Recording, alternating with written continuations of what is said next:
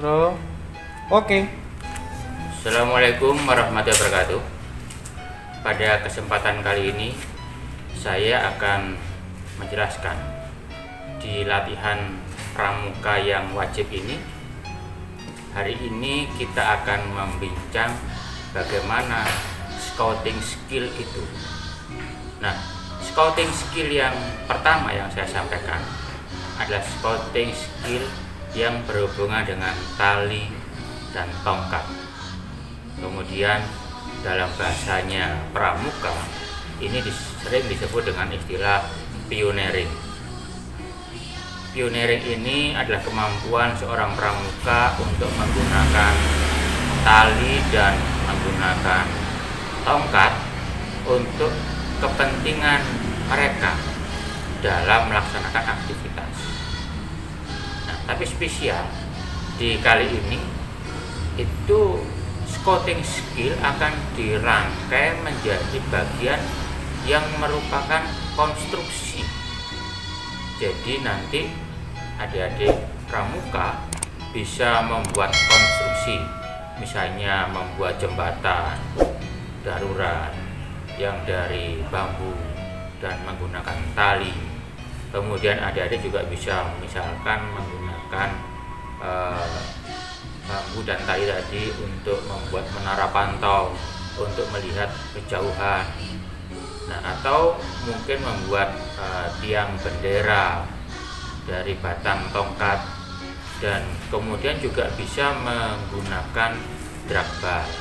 Nah, itu contoh beberapa konstruksi yang nanti bisa diperagakan oleh kakak-kakak Dewan Hambalan untuk melaksanakan atau memandu latihan kita yang terpenting untuk materi pioneering.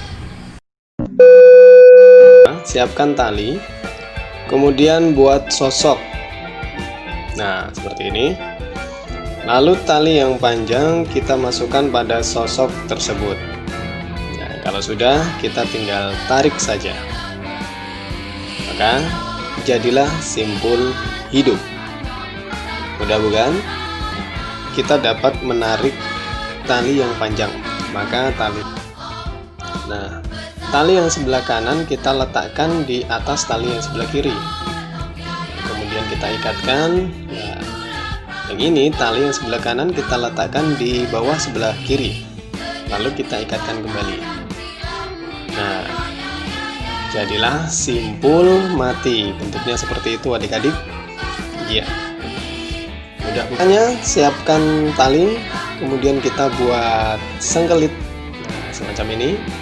Lalu tali yang kecil kita masukkan ke dalam sengkelit tersebut. Kita putar atau ikatkan.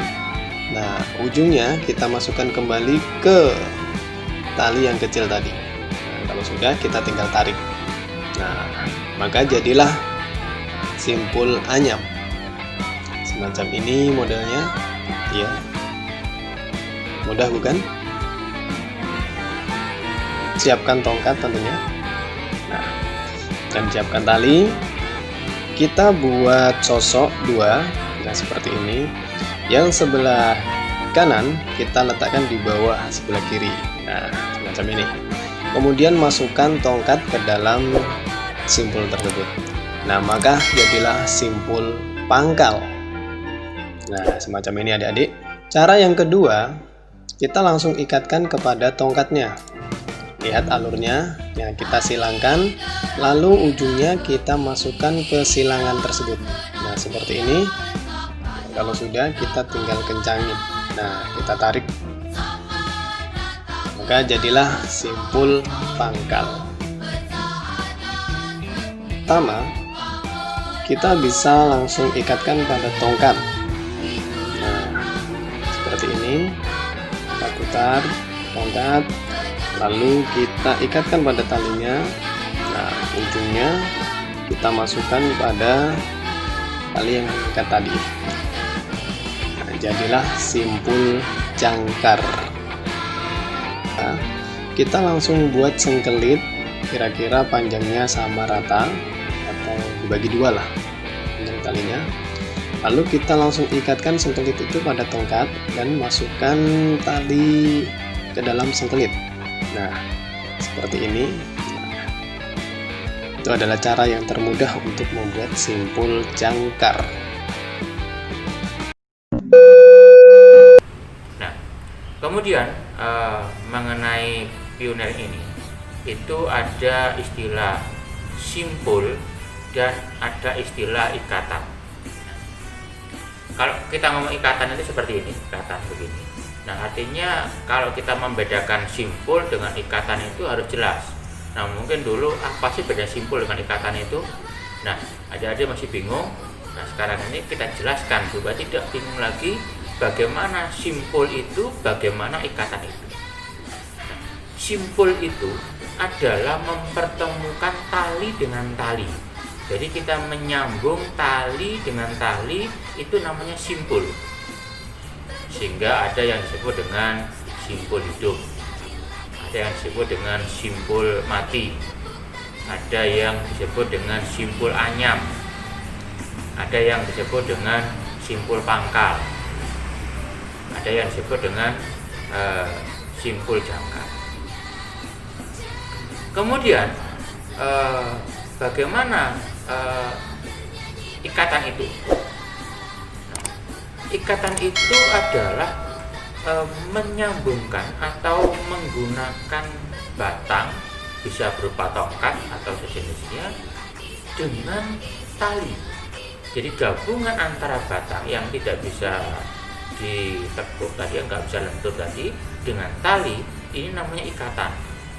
Misal kita mengikat domba di pohon yang ada di tengah lapangan, maka itu kita gunakan ikatan. Nah, misalnya di situ ada ikatan tambat, kemudian yang sering kita gunakan ada ikatan palang, ikatan palang ini, ada ikatan silang. Nah, itu adalah ikatan-ikatan yang kita gunakan untuk membuat konstruksi yang dari tali dan kayu. Nah, kemarin itu ada lomba yang membuat simpul dan ikatan ini dengan menggunakan 500 tongkat. Ada yang seperti itu, luar biasa. Nah, itu kondisi yang kita berikan. Kemudian simpul dan ikatan ini dalam pramuka itu yang lazim, itu yang digunakan. Yang pertama kali kita gunakan adalah simpul pangkal. Kemudian yang kedua simpul mati. Yang ketiga ada simpul jangkar. Itu yang simpul yang paling sering digunakan.